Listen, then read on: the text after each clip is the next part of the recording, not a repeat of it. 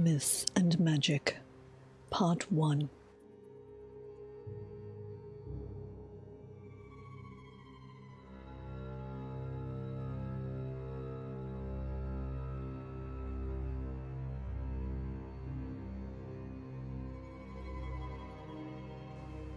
Arcana Restored, a handbook by Wapner Nestra, Preceptor Emeritus. Form the first.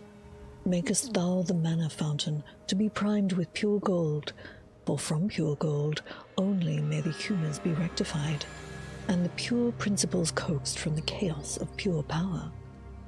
Droppest thou then the pure gold upon the surface of the mana fountain, takest thou exceedingly great care to safeguard yourself from the insalubrious tempests of the mana fountain, for through such assaults may one's health be utterly blighted. Form the second. Make sure that thou havest with you this excellent manual, so that thou might speak the necessary words straight away and without error, so that thou, not in carelessness, cause thyself and much else to discorporate and disorder the world with your component humours. Form the third. Take in hand the item to be restored, and hold it forth within the primed fountain, murmuring all the while the appropriate phrases, which are to be learned most expeditiously and faultlessly from this manual, and this manual alone, notwithstanding the vile calumnies of Carmison and Rator, whose bowels are consumed by envy of my great learning, and who do falsely give testament to the efficacies of their own manuals, which are in every way inferior and steeped in error.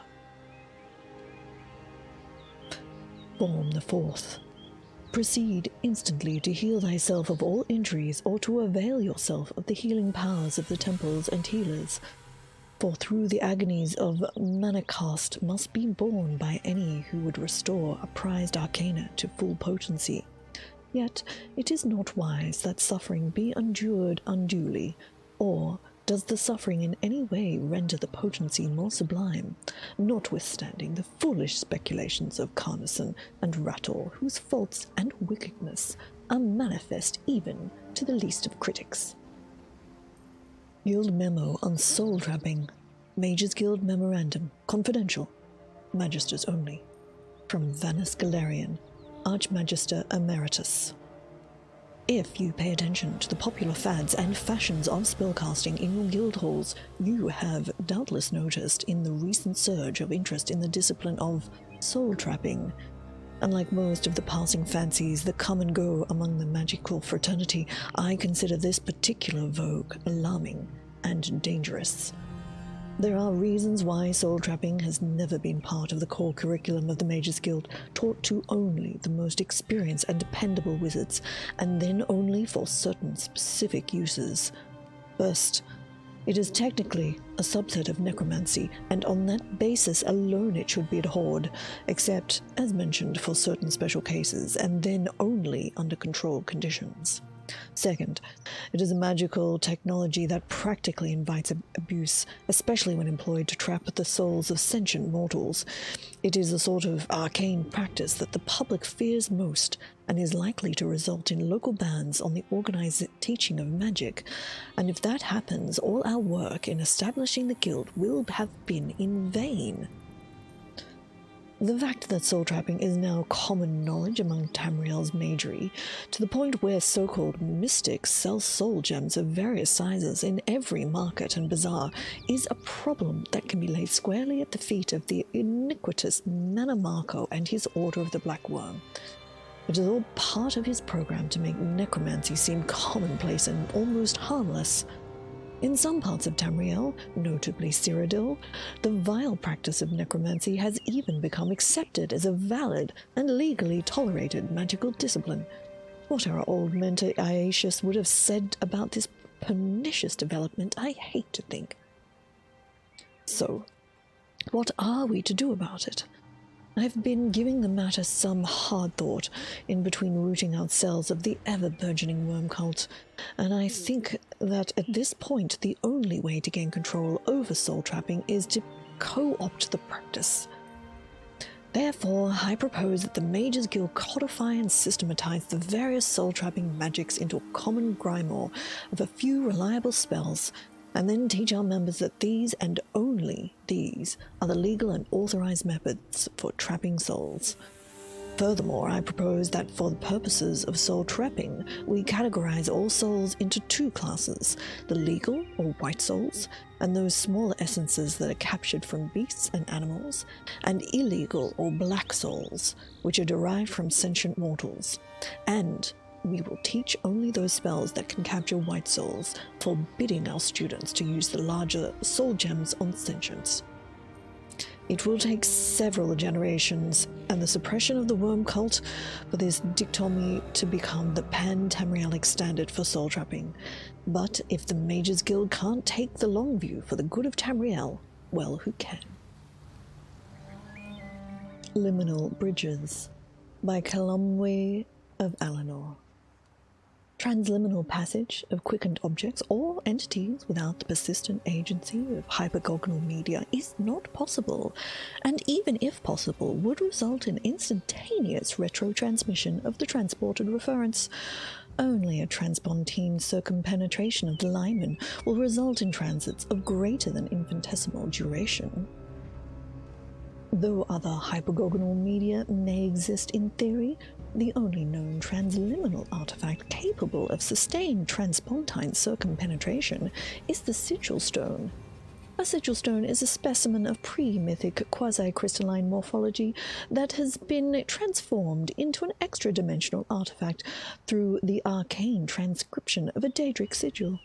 Though some common morpholiths, like soul gems, may be found in nature, the exotic morpholiths used to make sigil stones occur only in pocket voids of oblivion and cannot be prospected or harvested without daedric assistance. Therefore, since both morpholiths and the daedric sigils required for hypergogonal media cannot be obtained without traffic and commerce with daedra lords, it is necessary that a transliminal mechanic cultivate a working knowledge of conjuration, though purpose-built enchantments may be substituted if the mechanic has sufficient incantory skill.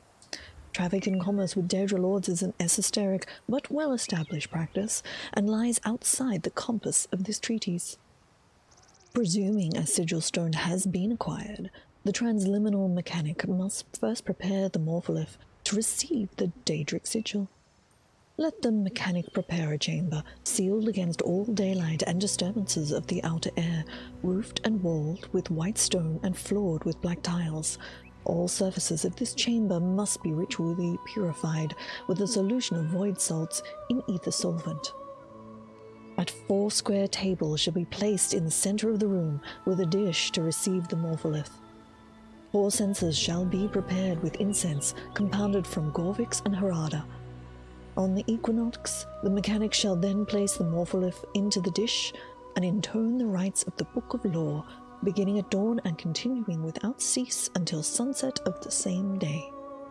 The mechanic may then present the purified morpholith to the daedra lord for his inscription. Once inscribed with the daedra lord's sigil, the morpholith becomes a true sigil stone, a powerful artifact that collects and stores arcane power, similar in many respects to a charged soul gem, but of much greater magnitude. And it is this, the sigil stone, that is required to provide the tremendous arcane power necessary to sustain the enchantment that supports the transpontine circumpenetration of the limen. To open a gate to oblivion, the mechanic must communicate directly, by spell or enchantment, with the daedra lord, who inscribed the sigil stone in question.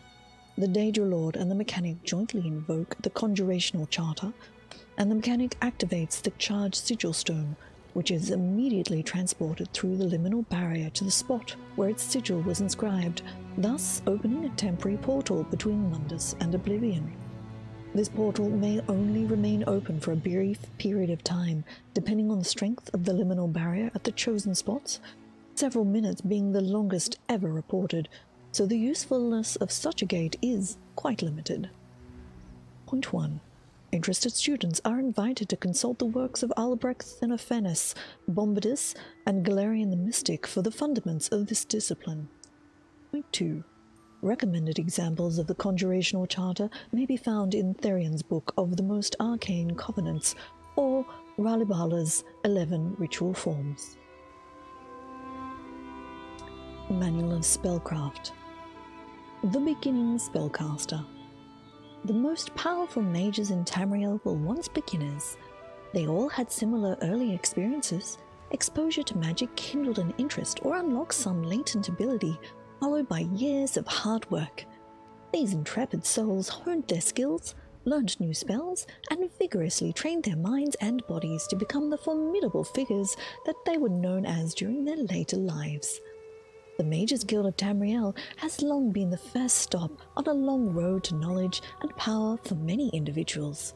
Providing magical services to the general public, the guild offers a wide variety of spells for purchase and is recommended as a first stop for any aspiring spellcaster.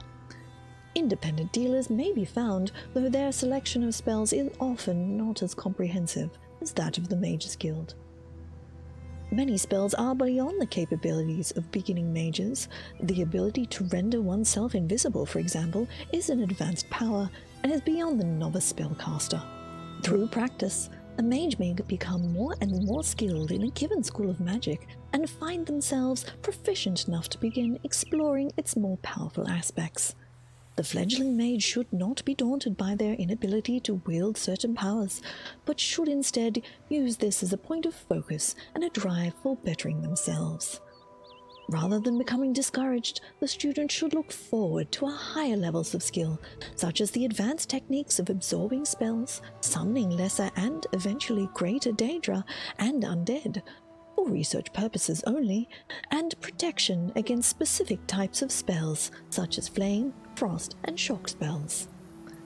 Mages wishing to specialize in a particular school of magic are encouraged to learn as many spells as possible within that school and to practice them frequently. All mages, whether specializing or nurturing a general interest, are encouraged to apply for membership within the Mages Guild. Beyond services available to the general public, the accomplished guild member has access to many exclusive services. These services have been deemed potentially dangerous to the public at large and have been restricted to higher-ranked guild members in good standing by the Council of Mages. Citizens interested in the further use of magic should consult their local Mages Guild Magister. I hope you've been enjoying these lore readings, and if you have, please do consider subscribing to the channel. Thanks for watching. Bye.